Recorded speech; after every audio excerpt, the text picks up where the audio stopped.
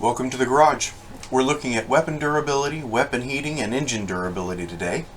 We've got fixed cannons on the left that are red hot, should have markedly decreased firing rates. Well-cooled cannons on the right that should fire quickly. And then later in the video we'll put the engines behind some bulkheads and armor to test that theory out. First we'll run out into empty space and fire the fixed cannons. I expect to see the left cannons slow down dramatically and the right cannons keep firing at a consistent high rate. Spoiler alerts, as always, there are different firing modes on these cannons. And this original clip was about 3 minutes long. The cannons did not react at all like I expected. I expected a visual difference, and there's nothing changing that I could see. I was at a loss and just sat here and watched gobsmacked for about 3 minutes. I zoomed in here to try to see if there were any more details we could see, and the cannons appeared to be firing simultaneously to me. The next thought that occurred to me is maybe the heating was a worst case scenario, only really applicable to the higher power output mode of the fixed guns. So I switched them over to cannon mode to try that out, and then zoomed out to find left and right banks both still look to be firing at the same rate. There's a minor discrepancy maybe, but really no discernible difference. And I'll put some calculations up on the previous screens and this screen showing the starting rates, the rate after a little bit of heat soak, if any, left and right, but I could not see any at this point. So I sat and watched the video for a little while.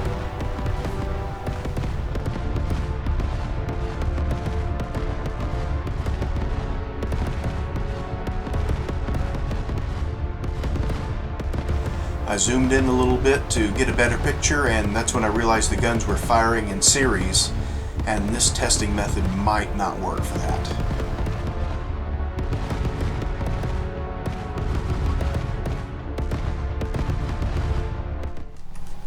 The good news is we can continue on with durability testing of the fixed cannons and the engines. So back to our favorite bug world to see how those turn out.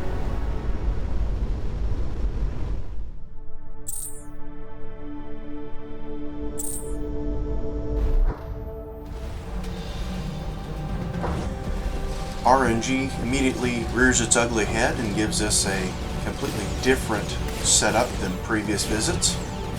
Unsure why, but we can still keep an eye on how the damage affects the guns.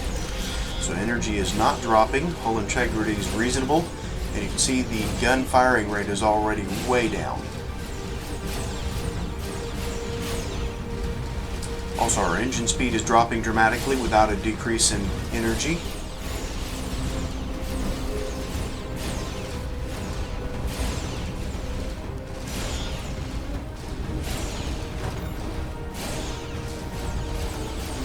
I think it's down to 22, maybe 21 at the lowest there.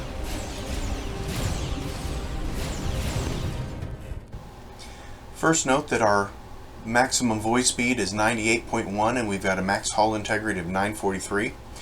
Our engine on the right is orange because it doesn't have enough free space to vent heat into.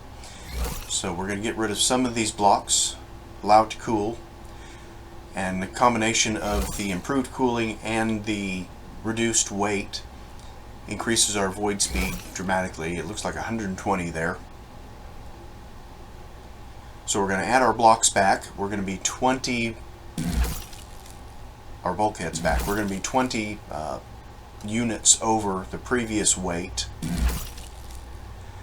And despite that, we're still going to have a higher void speed.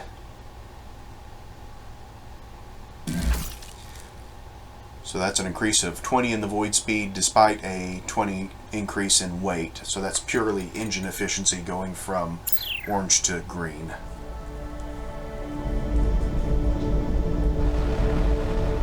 We're going to continue on to our bug system and see how having shielding behind the engines, preventing them from being shot, improves their durability.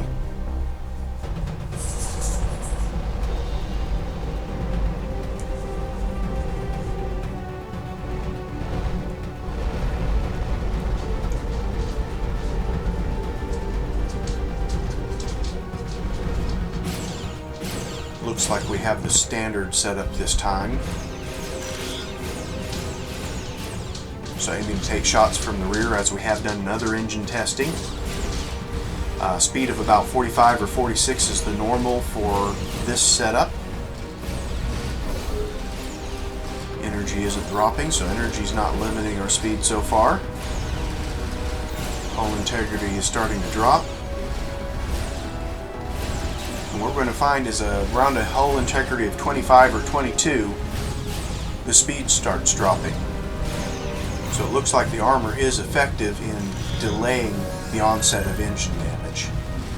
Please like and subscribe, and next week we'll revise our testing to determine how heat soak affects fixed guns.